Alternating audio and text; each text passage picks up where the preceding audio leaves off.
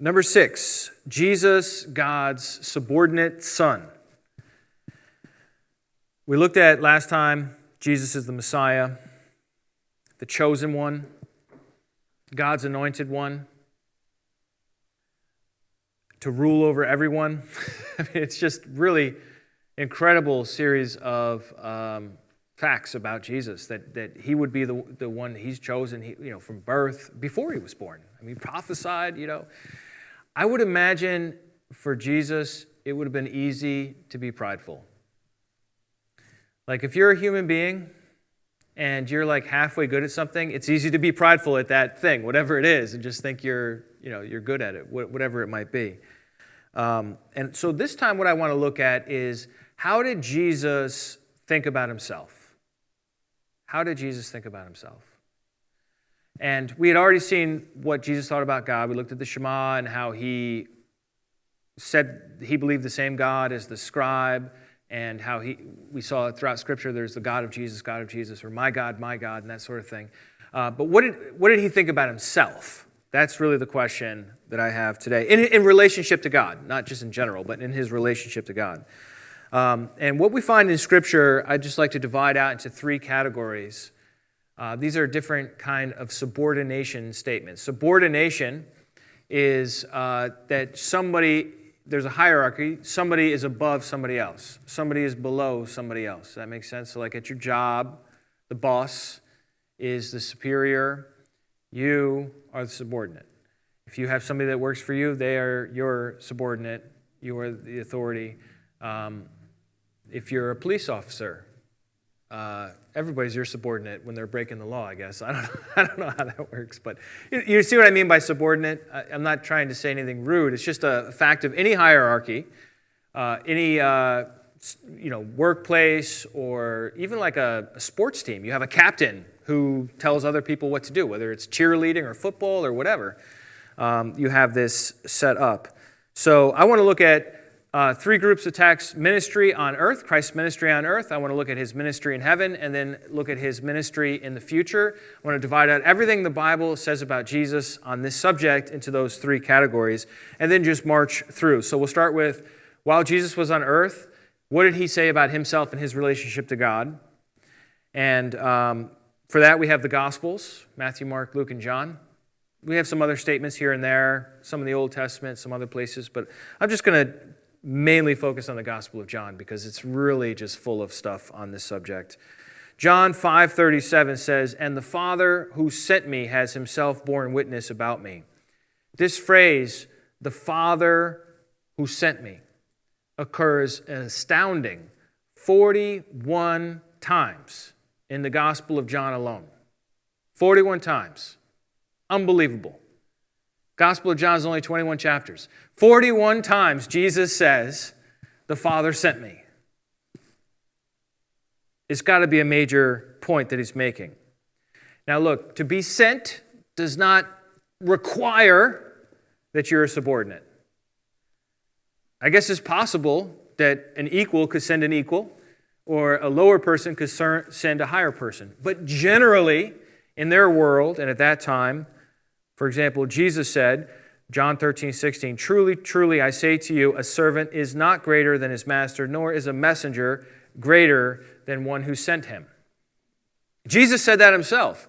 In the midst of saying, "God sent me," or "the Father sent me," 41 times, Jesus says, well, the one who sent is not greater than the one that sent him.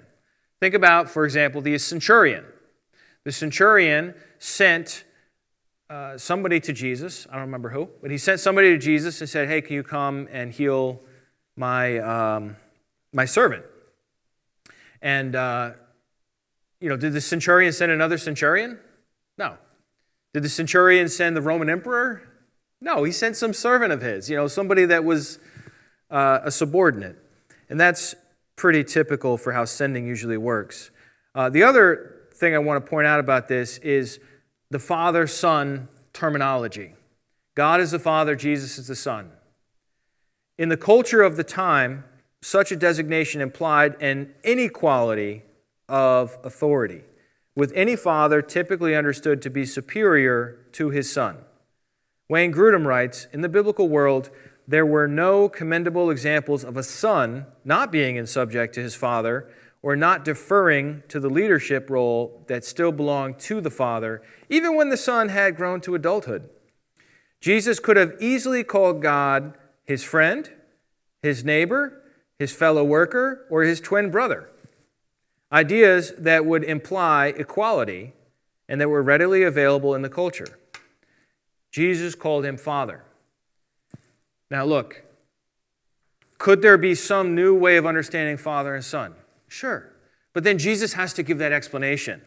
Otherwise, people are just going to assume that their currently existing understanding of a father being superior to a son is what Jesus means when he says, the Father sent me. And so this is another indication of his subordination during his earthly ministry. But there's more. There's more. The Gospel of John is just full of these statements. I'm sorry the slide is a little small. But I just really wanted to fit them all on one slide for the effect, just to show you. There's just a lot here. And I'm going to read them. I'm just going to go ahead and own that. Here we go. John 3:34. These are all from the Gospel of John. Now, I just want you to sort of hear the way Jesus talks about God. For he whom God has sent utters the words of God. John 4:34. My food is to do the will of him who sent me, and to accomplish his work. 5:19. The Son can do nothing of his own accord, but only what he sees the Father doing. 5:30. I can do nothing on my own. As I hear, I judge, and my judgment is just, because I seek not my own will, but the will of him who sent me. John 6:38. I have come down from heaven not to do my own will, but the will of him who sent me. John 7:16. My teaching is not mine, but his who sent me. John 7:28. You know me, and you know where I come from, but I have not come on my own accord. I do nothing, John 8:28. I do nothing on my own authority, but speak just as the Father taught me. John 8:29. He who sent me is with me and has not left me alone, for I always do the things that are pleasing to him. John 8:38. I speak of what I have seen with my Father. John 8:42. If God were your Father, you would love me, for I came from God and I am here. And I came not of my own accord, but he sent me. John 10:27 and also verse 29. My sheep hear my voice. My Father, who has given them to me, is greater than all. John 12:49. I have not spoken on my own authority, but the Father who sent me has himself given me a commandment, what to say and what to speak. Look at that. John 14:10. The words that I say to you, I do not speak on my own authority, but the Father who dwells in me does his works. John 14:28, the strongest one in the whole Bible. I am going to the Father, for the Father is greater than I. John 14:31, I do as the Father has commanded me, so that the world may know that I love the Father. I do as the Father has commanded me. And last of all, John 17, verse 4, I glorified you on earth, having accomplished the work that you gave me to do. Over and over, Jesus describes his relationship with his Father as being one of a subordinate. God is the one who sent him. God planned what Jesus would do. God empowered him with the works. God gave him the words, commanded him what to say and what to speak, and Jesus obediently carried it out. In John 12:44, we read, and Jesus cried out and said, whoever believes in me believes not in me. Isn't that funny? Whoever believes in me believes not in me, but in him who sent me. And whoever sees me sees him who sent me. I call this Jesus was transparent. When you looked at Jesus, you saw through Jesus to God. John 13:20. Whoever receives The one I send receives me, and whoever receives me receives the one who sent me. So you're supposed to be transparent to Jesus. When people see you, they're supposed to see Jesus. And when they see Jesus, they're supposed to see God. You see how that works? It's like a chain reaction there. This is the most famous one. John 14, verse 8. Philip said to him, Lord, show us the Father. You could just imagine this moment. They're at the Last Supper, and Jesus is talking about my Father this, my Father that. And Philip's just like, just show us the Father, Jesus. Just show us the Father, right? And that'll be enough for us. Jesus said to him, this is a huge moment, right? Have I been so long with you, and you still do not know me, Philip? Whoever has seen me has seen the Father. How can you say, show us the Father? Do you not believe that I am in the Father, and the Father is in me? The words that I say to you, I do not speak on my own authority, but the Father who dwells in me does his works. Jesus here is not claiming to be the Father. That's not what he's saying. What Jesus is claiming here is that when you see him, you see the Father. Because he's speaking the words of the Father, he's doing the works of the Father, he's carrying out the plan of the Father. To see Jesus is to see the Father. Does that make sense? One of the clearest places to see this is at Gethsemane. In Mark 14:36, Jesus is there. He's in agony. He's in prayer to the Father. He said, Abba, Father, all things are possible for you. Remove this cup from me. Yet not what I will, but what you will. To me, that's the definition of subordination. If you are a subordinate to someone, whether you're a child or whether you're in the workplace or wherever you are, if you're subordinate to someone, you're saying, well, what do you want me to do? Right? That's what you're saying. It's funny, my kids don't act this way. They don't really act like subordinates, even though they're supposed to be my subordinates as their father. I'm trying to think if they've ever said this to me. Not my will, but yours, oh Father. Anyhow, side point. My kids are great, by the way. They're wonderful people. Wonderful people. All right, so that's point one, ministry on earth. Let's move to his ministry in heaven. And look, that's not controversial. Everybody knows that in Jesus' ministry on earth, he was subordinate to God, to the Father. Everybody knows that, okay? I just wanted to show it to you because it's just so powerful. I don't want you to miss out on it, okay? But let's go ahead and look at ministry in heaven, okay? Here are 4 places in the book of Acts where Jesus is called a servant. Now this should just grab you by the shirt and just like shake you like, what? How could you possibly call Jesus a servant if he's resurrected, ascended, seated at the right hand of God, far above all rule and authority and power and every name, and you're going to call him a servant? I don't even know if I would do it. I'm honest. I don't even know if I would use that term. But the Bible did. Acts 3:13. The God of Abraham, the God of Isaac, the God of Jacob, the God of our fathers glorified his servant Jesus. Isn't that something? God having raised up his servant Jesus. Chapter 3, verse 26. 4:27, your holy servant Jesus. 4:30, your holy servant Jesus. So there's still, even though Jesus is now at the right hand of God, referring to him, and these last 2 in chapter 4 are actually in a prayer, and these ones are in a sermon. They're preaching to people. They're still talking about Jesus as though he's a subordinate to God. That's what a servant is. A servant is under somebody's authority, not a co-equal.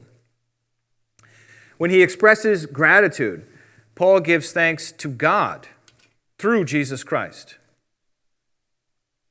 When he blesses, he says, "Blessed be the God and Father of our Lord Jesus Christ." When he prays, he petitions the God of our Lord Jesus Christ. When he gives glory, it's to the God and Father of our Lord Jesus Christ.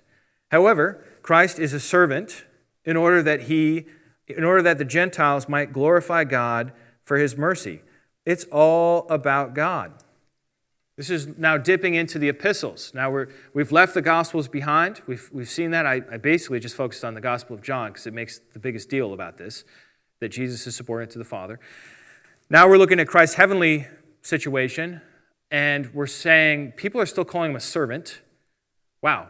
But even in like these other places like Romans 7 and Ephesians 3 and 2 Corinthians 1 and Ephesians 1 and Romans 15 and Ephesians 3, all these different places where we find these different statements about God and Jesus that Paul makes in particular, we see over and over that Paul directs his focus at God through Jesus or in the name of Jesus. And so that practice, I think, indicates a subordinate relationship as well. Romans 6, verse 10, these two really got my attention. For the death that he died to sin once for all, but the life he lives to God. This is talking about Jesus. I mean, when Romans is written, is way after the crucifixion, way after the resurrection, way after the ascension. Probably 2 decades afterward, give or take, 2 to 3 decades afterward. So Jesus is already alive. He's been alive for a long time in heaven, right? And it says the life that he lives to God. Even his current life is to God, which is pretty vague, but it makes the point that he's not elevated to the same status. He's still recognizing God's superiority. 2 Corinthians 13:4 is similar. For he was crucified in weakness, but lives by the power of God. For we also are weak in him, but in dealing with you, we will live with him by the power of God. Even in his ascended position, he's still living by the power of God. And besides, Christ in his heavenly ministry still functions as an intermediary. We'll get to that in a second. Look at these two others, 1 Corinthians 3 and 1 Corinthians 11. 1 Corinthians 3:21 says, For all things are yours, whether Paul or Apollos or Cephas or the world or life or death or the present or the future, all are yours, and you are Christ's, and Christ is God's. What? What do you mean Christ is God's? Well, in the flow of thought, this is expressing this idea of subordination again, that God is above Christ, that he is in some way superior. 1 Corinthians 11:3 is much clearer. The head of every man is Christ, the head of a wife is her husband, and the head of Christ is God. That's crystal clear. There's nothing to debate about that. I mean, God is the head of Christ now. Now, if you said that while he's on earth, that's one thing, right? But we're saying that now. I mean, Jesus is so elevated. I don't know. I'm not making the rules. If the Father wanted to elevate the Son to a position where they were co-equal, I'm not going to complain. What do I have to do with it, right? But that's not, in fact, what we read. What we read is that the head of Christ is God. And so what is Christ doing in heaven? Well, he's serving as an intermediary. Why do you need an intermediary? Because you have somebody that's above you or somebody that is, other, and then you have another person or group of people that are in need of mediation, right? So he's a go-between between humanity and God. More specifically, the church and God, right? So we have these 3 terms, the high priest, intercessor, and mediator. Those 3 terms are all ideas that work with this sense of subordination, especially high priest. There is no high priest in the world that serves an equal. In their world or our world. A priest is always serving a God who is greater than that priest. There's no example of a priest that serves an equal. And we see this play out, this intermediary role. We see this play out in Revelation 1:1. If you take a look at that sometime. Revelation 1:1 says, the revelation of Jesus Christ, which God gave him to show his servants. You see how that works? So God gives Jesus this revelation, and Jesus then is a messenger who gives that to the servants. He is the intermediary between God and humanity, as 1 Timothy 2:5 says. All right, so what about Christ's ministry in the future? What about Christ's ministry in the future? Is Christ awaiting a day yet in the future when he will be elevated to co-equal status with the Father? Or is he going to continue in a subordinate role to the Father? Matthew chapter 20, verse 23 says, this is kind of a funny incident, but these guys, or their mother, it's not clear to me which, comes before Jesus, it says, can we be on your right and left hand in your kingdom? And this is what Jesus says, to sit at my right hand and at my left is not mine to grant, but it is for those for whom it has been prepared by my Father. Now look, this kingdom, I know there are present aspects to the kingdom, there are future aspects to the kingdom. This is talking about the future when Jesus returns, he sits on his throne, he conquers, right? This is what this is talking about. This is what they're thinking about. And they're saying to Jesus, like, hey, can we be like vice president and secretary of state? You know, like, can you hook us up, right? That's what you do. You know somebody that's powerful, somebody that's famous, somebody that's wealthy, and you say, can you think of the little people, my friend? Can you think of the little people? Can you give me a position, you know? I've been walking with you on these dusty roads, right? Can you hook me up? It's so human, right? And Jesus doesn't say, you guys are knuckleheads and I don't want you in my cabinet. No, he doesn't say that. Jesus says, it's actually not mine to give. I'm not in charge of the positions in my own kingdom. Wow. That tells me that even in the future, Jesus is submitting to the Father's will when it comes to these kinds of kingdom issues. Psalm 110:1 is a prophecy that says, Yahweh says to my Lord, sit at my right hand until I make your enemies your footstool. Yahweh sends forth from Zion your mighty scepter. So this prophecy here in Psalm 110, this prophecy, or this oracle, as they call it, is talking about how God is the active agent. And the one who's sitting at his right hand is waiting.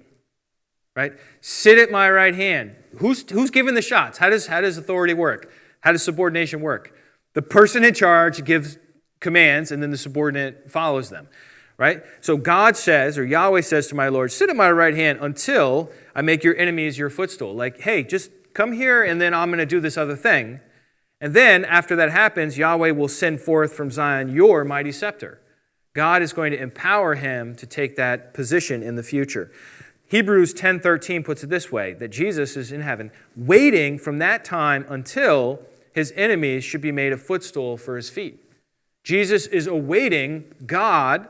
And it's interesting, too, because when Jesus talks about the timing of this, he says, no, nobody knows, not even the angels, nor the Son of Man, only the Father, the day or the hour.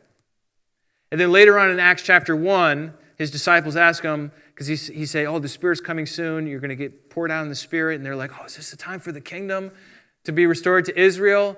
And what does Jesus say? Jesus says, it's not for you to know the times or the seasons which the Father has fixed by his own authority. Like, the Father still has this supreme position with regard to the future. And then the key clincher text is 1 Corinthians 15, really starting in verse 24, but I'm going to read 24 and 27 to 28. Then comes the end, when he, Jesus, delivers the kingdom to God the Father after destroying every rule and every authority and power. Down to verse 27. For God has put all things in subjection under his feet. But when it says all things are put in subjection, it is plain that he is accepted who put all things in subjection under him. When all things are subjected to him, then the Son himself will also be subjected to him who put all things in subjection under him, that God may be all in all. So this is talking about the eternal state. So this is almost like post-kingdom, if you want to use that terminology, right? So like there's the conquering of the nations, all this stuff that's prophesied about throughout the Bible. Then finally, death itself is destroyed, and it talks about that right in this area too. And then it says, and then once he's subjected everything, once Christ, the King, has subjected everything, he'll subject himself to God forever, so that God will be all in all. Really, really a powerful verse. All right, so let me just summarize.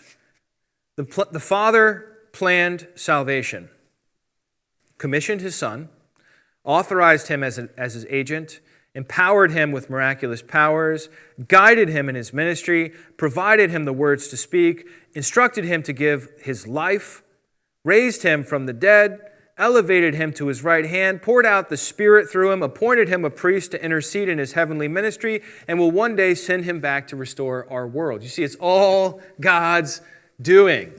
Everything that happens through the Messiah is God's doing. Then, when the end comes, he will turn everything back over to his Father so that God may be all in all. The Father is the supreme authority who directs his subordinate Son to do the work of salvation. Now, check this out. This is relevant for you and for me. From the Son, we see a loyal and loving heart, willing to heroically obey his Father, even when it costs everything. He provides the quintessential model for what humanity can be when totally dependent on God. When we look at Jesus, we don't see a Jesus who's like, oh, Father, oh, God, do I have to do that too? You know, like some people are like that. You ask them to do something. Like sometimes I do that to my wife. She says, can you take out the garbage? And I'm like, oh, gosh. I already did that yesterday, right? We have a lot of garbage in our house. But, you know, Jesus didn't have that attitude, did he? He's joyfully obeying the Father. He's willingly giving his life. Not that he didn't wrestle with it. He wrestled with it. We saw that in Gethsemane. He wrestled with it. But in the end, he said, all right, not my will, but yours be done. You know, he worked it around to decide to do the Father's will. All right. Let's look at a couple of challenging verses here. You got to have at least a couple of challenge verses, right? All right, Pastor Sean, what about John 10:30? What about John 10:30? I and the Father are one. Clear as day. There it is, man. We're one. It's obviously talking about one God, one essence, one substance, one nature. It's clearly an ontological statement, right? It's not clear to me that that's what's going on here. Let's look at this image is the Pantocrator, by the way. It's like a standard Greek Orthodox icon of Jesus, and it says "oon" there, or as the Dutch would say "hoon." But this is actually the Greek translation of Exodus 3:14. I am. So this is like I am on Jesus' head, showing that he is the Pantocrator means Almighty, right? So this is demonstrating that. But I don't think John 10:30 is talking about how Jesus is claiming to be the Almighty. I don't think that's what's going on here. I think he's talking about sheep. Look at verse 27. Jesus says, my sheep hear my voice, and I know them, and they follow me. I give them eternal life, and they will never perish, and no one will snatch them out of my hand. My Father, who has given them to me, is greater than all, and no one is able to snatch them out of my Father's hand. I and the Father are one. What's he talking about? He's not talking about his essence, his nature, his divinity, his deity. He's not talking about a hypostatic union or any of these other later complicated ideas.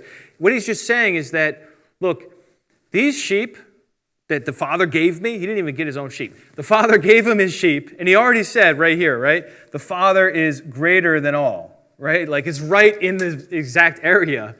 What he's saying is, look, I'm taking care of the sheep. I'm protecting the sheep. Nobody's going to snatch them out of my hand. My Father is protecting the sheep. Nobody's going to snatch them out of my Father's hand. I and the Father are one. He's saying that we are united. We're in one purpose in caring for the sheep. We're functioning together.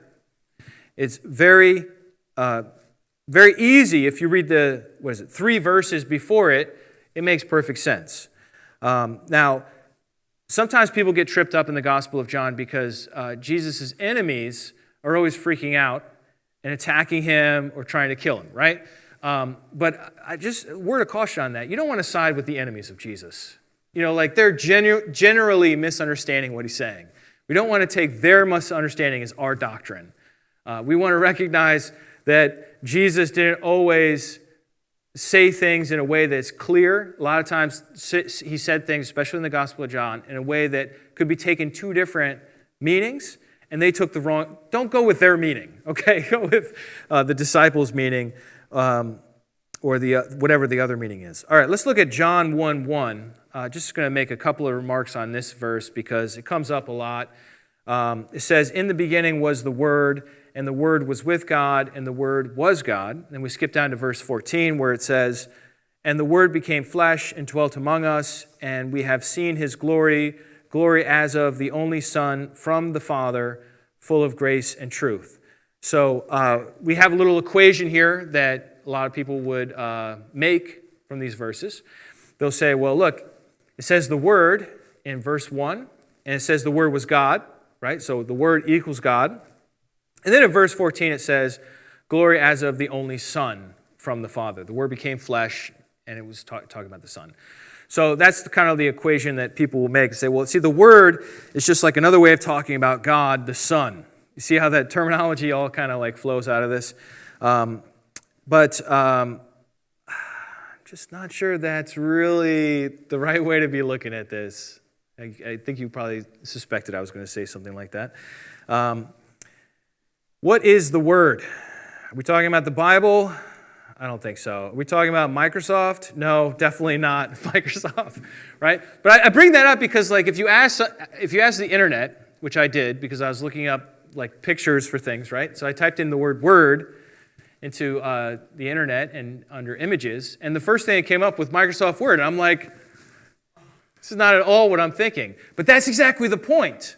That's exactly the point. If your context is wrong, you can misdefine some word as simple as word, and you might think it's talking about the Bible. You might think it's talking about a word processor. Both of those are obviously wrong. So what else is there that we can work with here in the Bible that would explain this? So I'm going to give 5 options just because I love options. Although many of us are used to reading son for word right from the beginning, this is not what the prologue says. In fact, the word or word, capital or lowercase word, does not become flesh until verse 14. This is when we see His glory, glory as of the only Son from the Father. So what I'm saying is you can't read verse 14 into verse 1 because there's time, there's a chronology, it's not at the same contemporaneous, it's not at the same time, right? He says, in the beginning was the Word, and the Word was with God, and the Word was God. And, he talks about creation, and he talks about the light was in the world. He talks about John the Baptist, and then he says, the Word became flesh and dwelt among us. You can't read that back in. There's sequence in the prologue. Prologue's just the first section of John, first 14 verses, or 18 verses, whatever it is. He goes on, thus the exegete has at least 5 possibilities. Number 1, the Word is a circumlocution for God in action, like His wisdom or spirit. A circumlocution is where you say one word because you want to go around saying the other word. Okay, so when the prodigal son sins and comes to himself, he says, I have sinned against heaven and in your sight. Talking to his dad. Heaven is a circumlocution for God. He doesn't want to say God, so he says, I sinned against heaven. It's just a substitute word. So that, it's like speaking around something. And for the Jews, this was actually a very common practice around the time of Christ, as we can see in the Targums. The Targums are Aramaic translations read in synagogue services. And they will very frequently talk about the word of the Lord in places that in the Bible it just says the Lord. So they will substitute in the word memra, which is the Aramaic word for word, instead of saying God as a circumlocution. So that's one option. Option number 2 is that the word personifies an attribute of God, like wisdom in Proverbs 8, or love in 1 Corinthians 13. These are poetic sections of personification where something that is not actually a person is spoken of as if it were a person in order to emphasize it or make some point. Number 3, the word refers to a pre-existent, though subordinate being. I think that's pretty clear. So that's like something on par of an angel or one of the sons of God, something like that this being existed before and then became Jesus. That's another possibility. Possibility number 4 is the word refers to someone who shares God's divine nature but is distinct in person. That certainly is a possibility for John 1:1. And then, and that's the classic Trinity theory, works on that hypothesis. And then number 5, don't want to leave out the oneness, brethren. The Word just is God the Father. Some people believe that the Word just is the Father. And that's called modalism or Sabellianism. We have terms for all these things. It's just so much fun talking about it. But my point is simply this. There are lots of different ways to define the word word, at least 5 that I can come up with. Maybe there are others. And, so what is the point, though? What is the point? The point, really, is verse 14. The Word became flesh and dwelt among us. I think that is just such an incredible way to say what I've been trying to say this whole time, which is to say that when Christ spoke, he spoke God's words. When Christ acted, he did what God wanted him to do. He expressed God's will. When Christ performed a miracle, he healed a blind man, right? It was God healing that blind man through Christ. Where it says in 2 Corinthians 5, God was in Christ reconciling the world unto himself. I think that's what this means, this whole word became flesh, is that God was working within Christ, that his word, whether you take that as a personification or something that is just talking about God in action, or however you take it, the clear, and there are books and books and books written about John 1:1. It's complicated. But I think the point is that Christ was always transparent. You know what I mean? That he was always deferring to God. And if you're curious what I think, I used to think number 1, but I find myself more convinced by number 2 these days for grammatical reasons that I don't really have the time to get into right now. But that's the idea that the Word personifies an attribute of God, that the passage is talking about God's Word, but he's talking about it as if it's a person using this figure of speech personification. And we see that very similar thing happening in other places in the Old Testament, like Isaiah, where he says, I sent forth my word, and it did not return to me void. It went out and accomplished what task I sent for it to do, and that sort of thing. So let me conclude here. Let's do some review. In Christ, number 1, in Christ's ministry on earth, he was subordinate to the Father. In Christ's ministry in heaven, he remains subordinate to the Father. In Christ's future ministry, he will continue to be subordinate to the Father. You seeing a theme? Number 4, whether past, present, or future, Christ is all about giving God glory and following his direction. Number 5, John 10:30 is about the oneness the Father and Son have in caring for the sheep. And number 6, the word, or lowercase word, in John 1:1 has various meanings, various options for understanding it. John does not explain what he meant. What's clear, though, is that the Word became a human being in Jesus Christ, and that as Christ lived, we saw what God wanted him to do, he did. And we saw that through his whole life. Next time, we're going to look at Jesus as God's representative, as God's agent, how Jesus is invested with certain titles and certain prerogatives that, in fact, do elevate him to this incredible status that we see in the New Testament. And we'll do that in our continuing journey through our class, One God Overall.